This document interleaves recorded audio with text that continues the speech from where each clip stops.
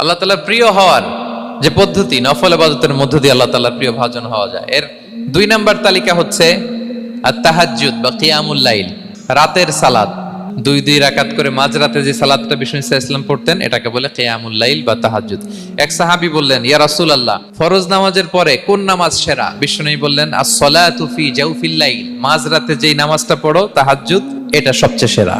ফরজ সালাতের পরে সবচাইতে শ্রেষ্ঠ সালাত হচ্ছে তাহাজ্জুদের সালাত। আল্লাহ তাআলা বলেন, ওয়া মিনাল লাইলি ফাতাহাজ্জাদ বিহি নাফিলাতাল লাকা আসা আইয়াবআসাকা রাব্বুকা মাকামান মাহমুদা। নবী হে, রাতের কিছু অংশে আপনি তাহাজ্জুদের সালাত পড়ুন, এটা আপনার জন্য অতিরিক্ত একটা ফরজ।